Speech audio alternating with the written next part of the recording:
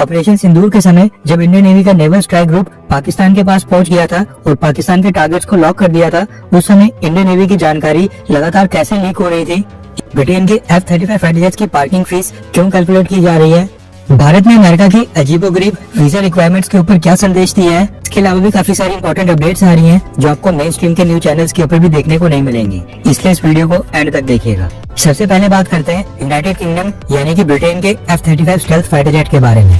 अब क्योंकि इस ब्रिटिश F-35 को भारत में 13 दिन का समय हो गया है और अभी तक ब्रिटिश नेवी ने भारत को इस F-35 को हाथ तक लगाने नहीं दिया है, इसलिए भारत ने फैसला किया है कि ब्रिटिश नेवी का ये F-35 क्योंकि तिरुवनंतपुरम एयरपोर्ट का एक बहुत ही बड़ा सेक्शन कवर करके बैठा है, इसलिए हम ब्रिटिश नेवी को इसकी पार्किंग फीस भी चार्ज करेंगे।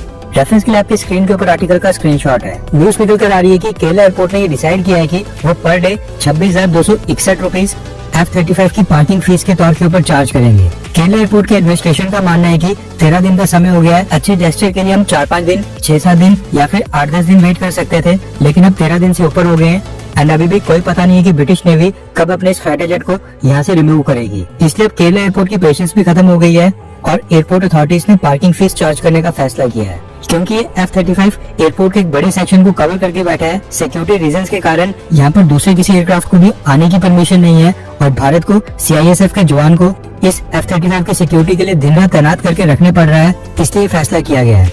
नेक्स्ट अपडेट आ रही है भारत और अमेरिका को लेकर। 2 दिन पहले मैंने आपको बताया था कि अमेरिका ने भारत के वीजा एप्लीकेंट्स को बोला है कि वो पिछले 5 साल के अपने सभी सोशल मीडिया अकाउंट्स की जानकारी अपनी वीजा एप्लीकेशन के अंदर शेयर करें, वरना उनकी वीजा एप्लीकेशन रिजेक्ट कर दी जाएगी। अमेरिका की इस डिमांड के ऊपर भारत के विदेश मंत्रालय ने भी कमेंट किया है। रेफरेंस के लिए आपकी स्क्रीन के ऊपर आर्टिकल का स्क्रीनशॉट है। भारत के विदेश मंत्रालय के spokes person Randhir Jaiswal sir ने कहा कि वीजा और इमिग्रेशन के मैटर्स किसी भी देश के सॉवरेन डिसीजंस होते हैं, उनको पूरा अधिकार होता है वो तय करने का, लेकिन हमने गाइडलाइंस देखी है जिनमें सोशल मीडिया आइडेंटिफायर्स के बारे में पूछा जा रहा है। लेकिन हमारा ये मानना है कि भारत के लोग जो अमेरिका के वीजा के लिए अप्लाई कर रहे हैं उनकी वीजा एप्लीकेशंस को मेरिट के बेसिस के ऊपर जज करना चाहिए, यानी जिस भी इंडियन के अंदर काबिलियत है, योग्यता है, उन्हें फेयर और अनबायस्ड तरीके से इवैल्यूएट किया जाना चाहिए। भारत ने कहा है कि हम मोबिलिटी और कंसुलर इश्यूज के ऊपर अमेरिका के साथ लगातार एंगेज कर रहे हैं ताकि इंडियन नेशनल्स के हितों का ध्यान रखा जाए। नेक्स्ट अपडेट आ रही है पाकिस्तान के 5th जनरेशन के स्टेल्थ फाइटर जेट को लेकर। पिछले काफी समय से पाकिस्तान ये प्रोपेगेंडा फैला रहा था कि अगस्त महीने के बाद पाकिस्तान को चाइना से J-35 स्टेल्थ फाइटर जेट की डिलीवरी स्टार्ट हो जानी है एंड इसकी अनाउंसमेंट खुद ही पाकिस्तान एयरफोर्स चीफ ने की थी और कहा था कि पाकिस्तान एयरफोर्स को जल्दी चाइना से स्टेल्थ फाइटर जेट्स मिलने भी स्टार्ट होने वाले हैं। इसके साथ ही पाकिस्तान ने खुद ये न्यूज फैलाई थी कि पाकिस्तान एयरफोर्स के पायलट ने चाइना जाकर J-35 stealth fighter jet operate करने और फ्लाई करने की ट्रेनिंग भी स्टार्ट कर दी है, मगर अब ये सारी चीजें फेक न्यूज निकल कर आ रही है और पाकिस्तान के डिफेंस मिनिस्टर ख्वाजा आसिफ ने खुद इस चीज का खंडन करते हुए कहा कि पाकिस्तान को F-35 की डिलीवरी स्टार्ट होने वाली है, ये सिर्फ मीडिया के अंदर चल रहा है, ये चाइना की मिलिट्री सेल्स के लिए अच्छा है, लेकिन पाकिस्तान को चाइना से कोई भी J-35 नहीं मिलने वाले हैं, यानी पाकिस्तान अभी 1-2 साल तक चाइना से स्टेल्थ फाइटर जेट्स परचेज नहीं करेगा। अब ये फैसला पाकिस्तान ने अमेरिका और डोनाल्ड ट्रंप एडमिनिस्ट्रेशन के प्रेशर में आकर किया है या फिर पाकिस्तान के पास लिटरली चाइना से J-35 परचेज करने के लिए पैसे नहीं है, ये तो खैर पता नहीं, लेकिन 5th जनरेशन का stealth fighter jet Pakistan air force में इतनी जल्दी नहीं आएगा और भारत के पास अभी 3-4 साल का टाइम है। नेक्स्ट अपडेट आ रही है अमेरिका और क्वाड को लेकर। ईरान इजराइल सीजफायर के बाद अब अमेरिका ने क्वाड को ऑपरेशनलाइज करने का फैसला किया है। न्यूज निकल कर आ रही है कि अमेरिका ने अचानक से क्वाड देशों के विदेश मंत्रियों की मीटिंग बुला ली है। यूएस स्टेट डिपार्टमेंट ने इन्फॉर्म किया है कि 1 जुलाई यानी कि 4 दिन के बाद अमेरिका के secretary of state Marco Rubio quad countries के विदेश मंत्रियों को होस्ट करेंगे। भारत के विदेश मंत्री जयशंकर सर भी जाने वाले हैं। जापान और ऑस्ट्रेलिया के फॉरेन मिनिस्टर्स भी क्वाड मीटिंग के लिए वाशिंगटन में प्रेजेंट होंगे। अब इस इमरजेंसी मीटिंग का क्या पर्पज है वो तो खैर 4 दिन के बाद ही पता चलेगा। इसके साथ ही अमेरिका के प्रेसिडेंट डोनाल्ड ट्रंप ने अभी कुछ ही घंटे पहले अनाउंस किया है कि वो चाइना के बाद अब भारत के साथ एक बहुत ही बड़ी ट्रेड डील साइन करने जा रहे हैं। डोनाल्ड ट्रंप ने कहा है कि उन्होंने चाइना के साथ साथ अब भारत की मार्केट को भी अमेरिकन बिजनेस के लिए ओपन करवा दिया है एंड इससे अमेरिकन को काफी बड़ा फायदा होगा। नेक्स्ट अपडेट आ रही है ऑपरेशन सिंधु को लेकर। ईरान इजराइल सीजफायर के बाद अब भारत के विदेश मंत्रालय ने ऑपरेशन सिंधु के बारे में जानकारी दी है। सबसे पहले तो एक करेक्शन है, भारत के विदेश मंत्रालय ने अपनी ब्रीफिंग में बताया कि ईरान में जो भारत की कम्युनिटी है वो 4000 नहीं बल्कि 10,000 इंडियन कम्युनिटी के लोग ईरान में रह रहे हैं। 10,000 इंडियंस ईरान में वाकई में बड़ा नंबर है। एंड इसके साथ ही इजराइल के बारे में बताया कि 18 से 20,000 नहीं बल्कि इंडियन कम्युनिटी के 40,000 इंडियंस इजराइल के अंदर प्रेजेंट है, यानी जितने लोग ईरान में उससे 4 गुना ज्यादा लोग इजराइल के अंदर है। विदेश मंत्रालय ने जानकारी दी है कि ऑपरेशन सिंधु के लिए टोटल 19 स्पेशल इवैक्यूएशन फ्लाइट्स चलाई गई थी, यानी 19 फ्लाइट्स में इंडियंस को भारत लाया गया। इन 19 में से 3 फ्लाइट्स इंडियन एयरफोर्स के मिलिट्री ट्रांसपोर्ट एयरक्राफ्ट में करनी पड़ी थी एंड उसके पीछे कुछ सिक्योरिटी रीजंस थे।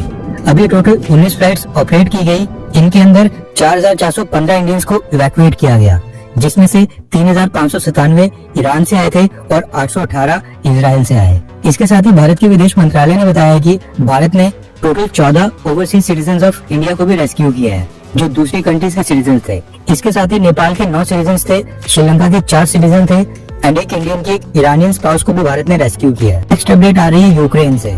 सबसे पहले आप ये वीडियो देखिए।